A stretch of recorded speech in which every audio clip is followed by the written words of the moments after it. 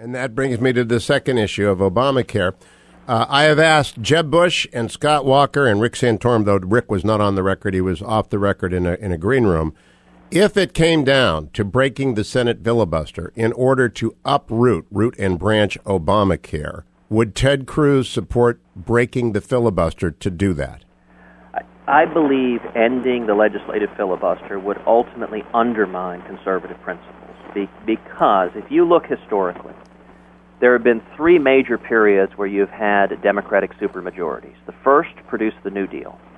The second produced the Great Society. And the third produced Obamacare and Dodd-Frank.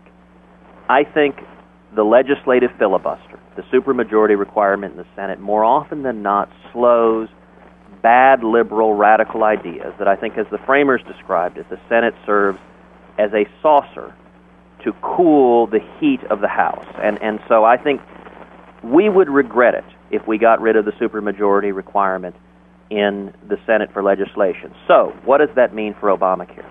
As I said in the wake of the Supreme Court's decision, the consequence of this decision is it makes 2016 a referendum on repealing Obamacare, and any Republican candidate who's not prepared to lead that fight to repeal every word should step aside. I intend to make it a referendum, and let me note something, Hugh. But Senator Cruz, let me interrupt you. You understand that sometimes justices come in at your weakest point in the argument. Scott Walker on Saturday night declared to me in front of 4,000 people he would urge the ending of the legislative filibuster if that was necessary. So I'm saying to you, if you've got 56, 57, 58 Republican senators and they're voting for repeal and replacement and 42 Democrats are stopping that, will you go then to the leader, Mitch McConnell, and say we need to invoke the Reed rule and break this because Obamacare is that bad for our country?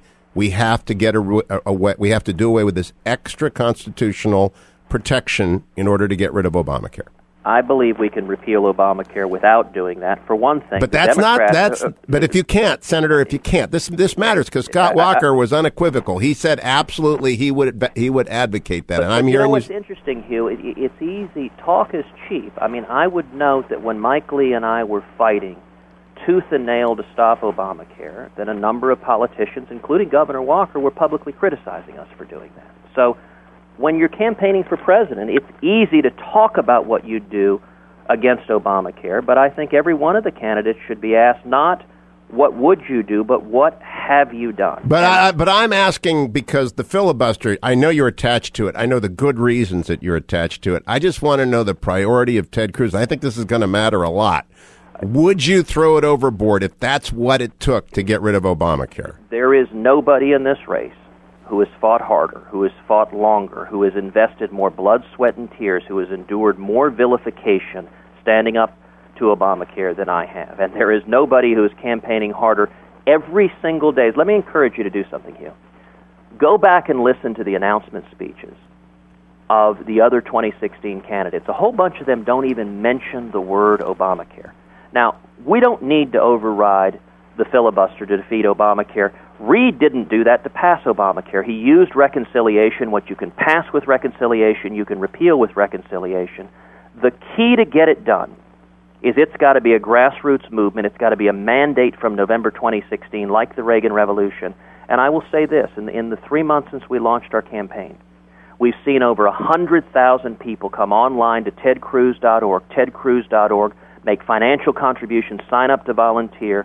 And I want to mention to your listeners, tomorrow at midnight, June 30th at midnight, is the end of our fundraising quarter. I would ask every listener, if you support courageous conservatives across this country getting back to the Constitution and free market principles, please, please, please come to tedcruz.org. Okay, Senator, make a contribution online and stand up to turn the country. I encourage them to do that because I think I want you in this race and I want you making these arguments, but I'm going to try a third time. If it came down to you've got to break the legislative filibuster to repeal root and branch. I understand what you and Rick Santorum say, reconciliation, pass it, but there are parts of it that will not be gotten rid of reconciliation.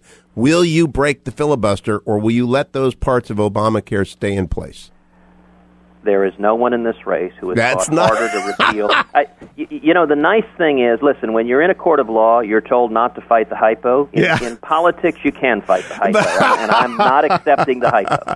Okay, I'm going to come back at you in front of 900 million people or whoever, how many are asking the presidential debate, because this matters to me, because I think the answer is absolutely yes. You got to break the filibuster to get rid of this cancer. I really do. And if we had followed your advice, we would have cap and trade.